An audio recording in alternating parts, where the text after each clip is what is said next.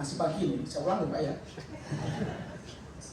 Assalamualaikum warahmatullahi wabarakatuh. Waalaikumsalam.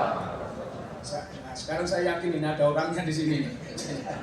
Tadi saya nggak begitu yakin deh.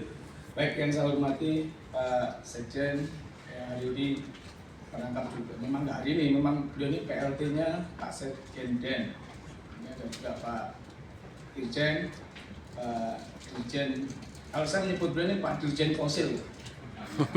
Jadi ini Dirjen Minerba sekaligus Dirjen Migas, jadi Dirjen Fosil. Kemudian ada Pak Kepala Badan Geologi, Bapak Ibu sekalian yang hadir pada kesempatan hari ini. Terima kasih atas kehadirannya. It's an honor Pak bisa bertemu bersama dengan semua stakeholder yang duduk bersama pada pagi hari ini. Tadi sudah sampaikan bahwa isu energi transisi ini kaitannya dengan yang tadi sudah sampaikan. Jadi bisa kita lihat juga terkait dengan programnya Pak Presiden terkait masalah hilirisasi dan ketahanan energi. Jadi pada dasarnya kita akan bicara masalah supply and demand. Nah, kita lihat dulu nih, datanya dulu nih.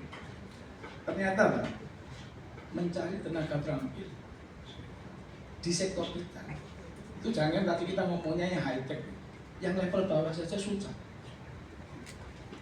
Jadi saya tadi coba cek juga nih dengan teman-teman. Jadi mungkin sekitar 3 minggu yang lalu saya ketemu dengan Bu Dirjen. Bu Dirjen komplain ke saya ini, Pak, saya ini mau install solar panel. Ternyata nggak gampang Pak cari orang yang bisa install solar panel di tempat kita gitu.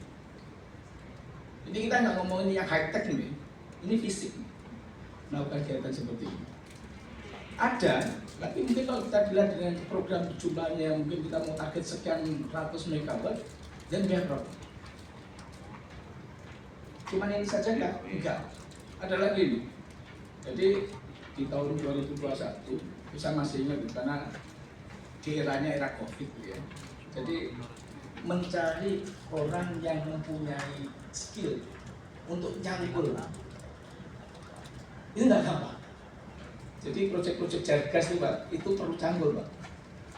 Jadi ketika mencari cangkul untuk bisa melakukan itu banyak progres yang akhirnya mundur karena Pak mencari tenaga kerja yang untuk bisa nyangkul di bawah terik matahari Pak ya, that's not easy. Artinya apa?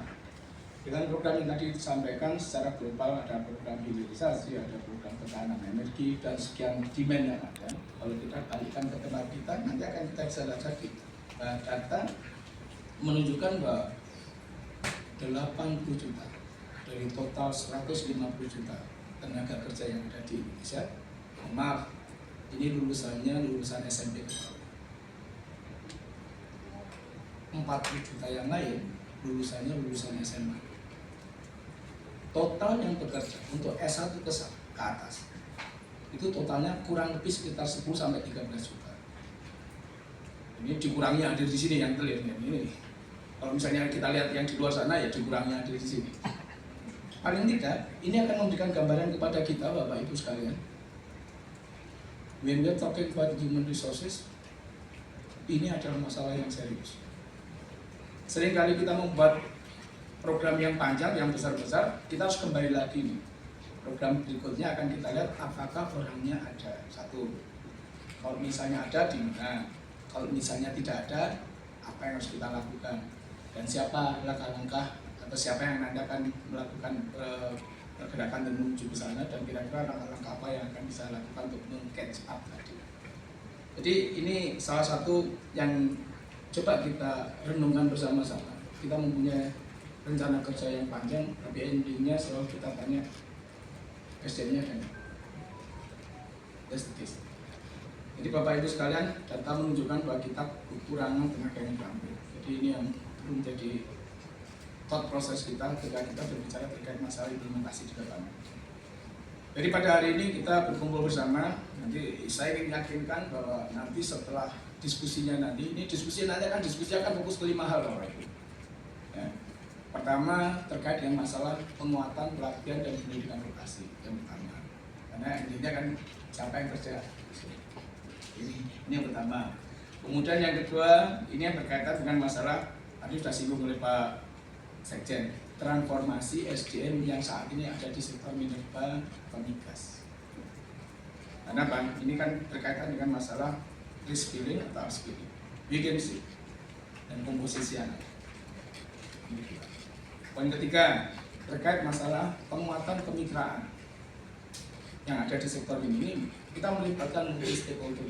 Jadi kalau kita lihat antar KL sendiri, kemudian dengan industri, dengan masyarakat, kemudian dengan akademisi, ini menjadi satu paket yang harus menjadi bagian strategi bersama. Jadi unified strategi yang harus kita sampaikan bersama-sama, Pak, ini tidak jalan satu-satu, ini harus jalan bersama-sama. Poin yang keempat, ini terkait dengan masalah peningkatan akses dan pembiayaan. Ini seperti kita tahu, kita akan melihat juga ini proses untuk pembiayaan SDM itu kayak apa sih pengembangannya. Jadi kita bisa lihat apakah nanti kita bisa lihat dengan kemitraan-kemitraan yang lain, skema pendanaannya seperti apa, yang kemudian CSR dan lain-lain. Yang jelas kalau kita ingin melakukan kegiatan, fokus kegiatan masalah pengembangan SDM, ini investasi jangka panjang. Dimana kalau kita tidak pernah melakukan investasi ini, jangan pernah berharap untuk dapat panen. Jadi if we invested, you have chance, you have hope, expect nanti akan panen. Tapi kalau kita tidak pernah invest, jangan pernah berharap untuk panen. Nah ini yang sering kali terjadi kalau panen investasi itu barang kelihatan nih. Kalau investasi orang kan nggak kelihatan nih. Dan ini sesuatu yang sering kali kita selalu dilema, terutama ketika ada di semua stakeholder.